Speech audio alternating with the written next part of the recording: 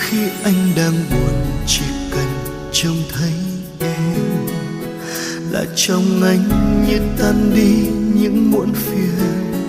Nhưng lúc trên đường đời anh đi phải gặp những khó khăn, anh sẽ nghĩ về tình yêu của đôi mình.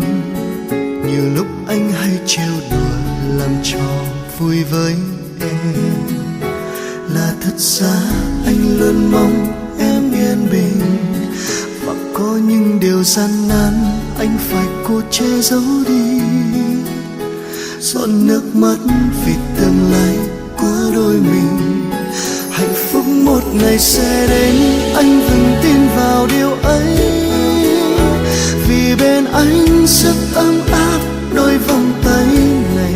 Và nếu như đời giông bão, chỉ cần anh được bên em. Vì tình yêu cho anh thêm vững bước đi. Những lúc giận hờn vu vơ, ta đừng buông vội đôi tay. Hãy ôm anh, ôm sau lưng, giữ chặt thế đây. Hãy nhớ những gì đã hứa, ta dành trọn đời cho nhau. Được yêu em với riêng anh là hạnh phúc.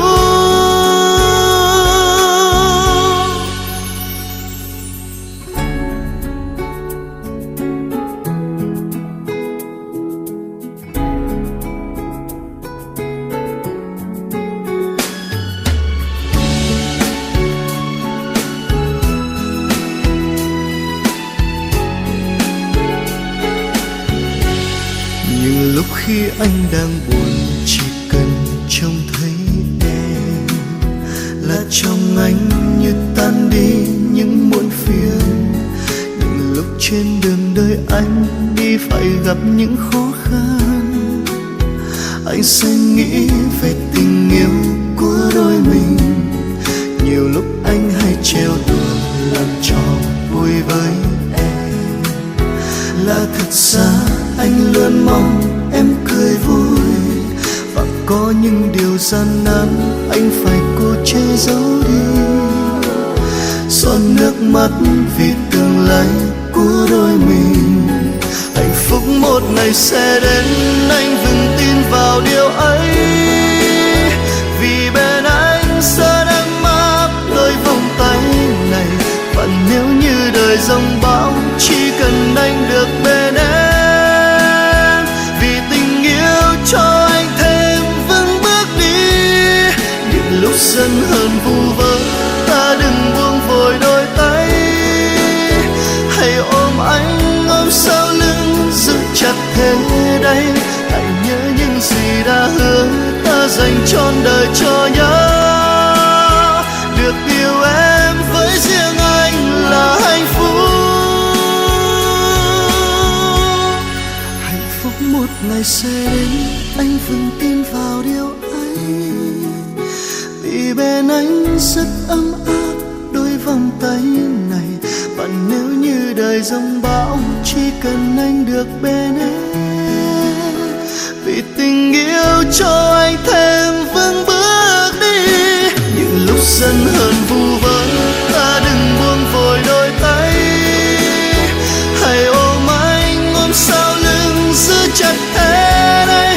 Hãy nhớ những gì đã hứa, ta dành trọn đời cho nhau. Được yêu em với riêng anh là hạnh phúc.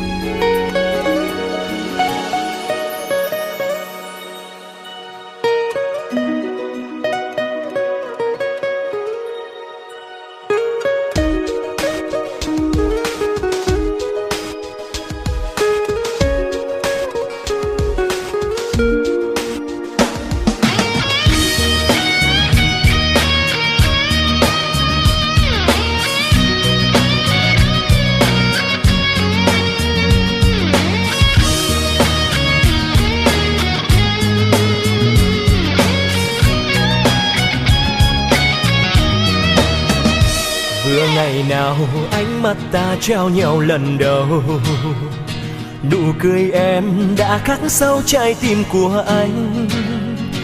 Phải làm sao cho quên đi bao nhớ thương về em, phải làm sao cho phút giây đó ngừng trôi mãi. Và một ngày tiếng yêu thương đó chợt trở về, gặp lại em lòng hạnh phúc mang bao nhung nhớ. Và anh biết mãi mãi trong cuộc đời này thì tình yêu anh đã thuộc về người. Tình yêu đó anh chỉ trao cho riêng người thôi, dù đời thay đổi nhưng trái tim anh nguyện chung tình.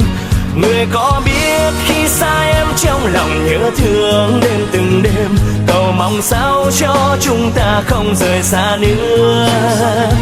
Dù ngàn năm sau khi trái đất kia có đổi thay, thì lòng anh vẫn sẽ chẳng đổi thay yêu người muôn đời.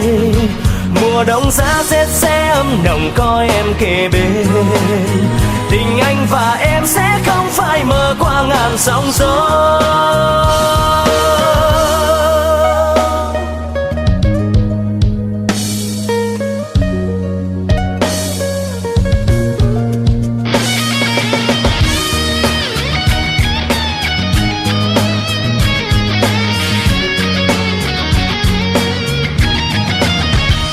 Và một ngày tiếng yêu thương đó chợt trở về, gặp lại em lòng hạnh phúc mang bao nhung nhớ.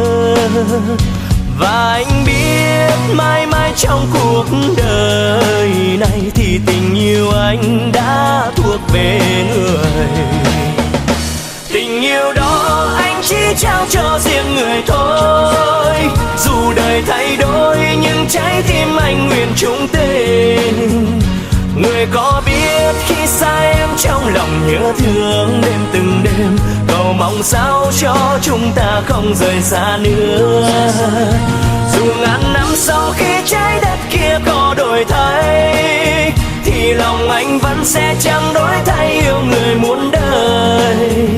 Mùa đông giá rét sẽ ấm nồng có em kề bên, tình anh và em sẽ không phải mơ qua ngàn sóng gió. Tình yêu đó em chỉ trao cho riêng người thôi, chỉ trao cho riêng người thôi. Mãi yêu em thôi người có biết, anh luôn mong chúng ta không rời xa nữa. Dù ngàn năm sau khi trái đất kia có đổi thay, thì lòng anh vẫn sẽ chẳng đổi thay yêu người muôn đời. Mùa đông giá rét sẽ ấm nồng có em kề bên, tình anh và em sẽ không phải mơ qua ngàn sóng gió. Mùa đông giá rét sẽ ấm nồng có em kề bên, nguyện cho tình ta sẽ không phải mơ qua ngàn sóng gió.